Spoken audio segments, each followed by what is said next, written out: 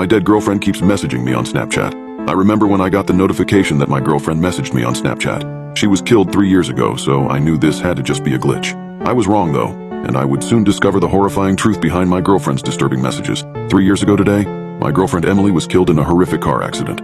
It was the worst day of my life, and not only did I lose her, but I lost our beautiful baby girl she was pregnant with. We had been dating for 5 years at that point. She wasn't big on the idea of marriage, but if she had been, I would have married her within 3 months of our relationship. She was vibrant, charming, funny. That being said, she wasn't perfect. She always said something along the lines of, "If I kick the bucket first, don't just say good things about me." I've never liked that. I've got so many flaws, and that's just part of me. So, this is for Em. The music she said she liked and the music she actually liked were very different. Her idea of affection was a side hug. She had really long toes, like a chimpanzee. Over the years, I had slowly managed to move on from her death, but after the horrifying messages I received from her today, I don't think I'll ever be able to forget about her again. September 4th, 2017. This is when it began. I had left Emily's Snapchat account activated so I could send her the occasional message, and look back at all of the naughty photos she had sent me. I'd be lying if I said I didn't beat one out every once in a while to her. It felt too final to memorialize her account like that.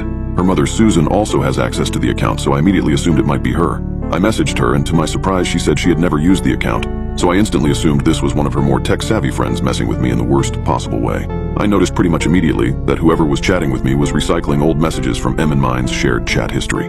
The wheels on the bus comment was from when we were discussing songs to play on a road trip that never happened. A few weeks later, Emily started posting stories and tagging me in them. I would get notifications for them, but the tag would generally always be removed by the time I got to it. The first time I actually caught one, it felt like someone had punched me in the gut. It was a photo of the pregnancy test when we found out she was positive. I was devastated. Around this period of time, I stopped being able to sleep. I was too angry to sleep. She would continue to tag her and I in random photos every couple of weeks. The friends who noticed and said something to me about it thought it was a messed up bug. I found out recently that there have been friends who have noticed and didn't say anything. Some of them have removed me from their Snapchat friends list. At this point, some of you may be wondering why I didn't just delete the profile. I wish I had. Letting it stay up was one of the biggest mistakes of my entire life. On days when I can't get out there, though, it's nice having my friends available to chat. It's nice visiting Em's page when the little Bitmoji isn't next to her name. I was already socially reclusive when Em was alive.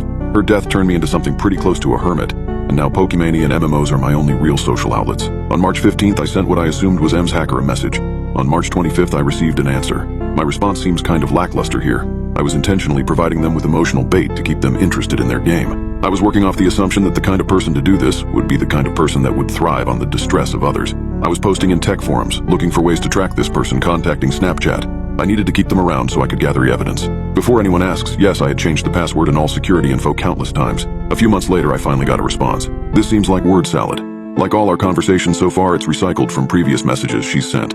I hadn't discovered any leads. Snapchat had told me the locations her page had been accessed from, but since her death, they're all places I can account for. I felt like I was at a dead end. Whoever was doing this was completely ruining my life. Her last few messages had started to scare me, but I wouldn't admit it at this point. Freezing is the first original message they've sent me. This has given me nightmares that have only started to kick in recently. I keep dreaming that she's in an ice-cold car, frozen blue and gray, and I'm standing outside in the warmth screaming at her to open the door. She doesn't even realize I'm there. Sometimes her legs are outside with me. I wasn't actually drunk.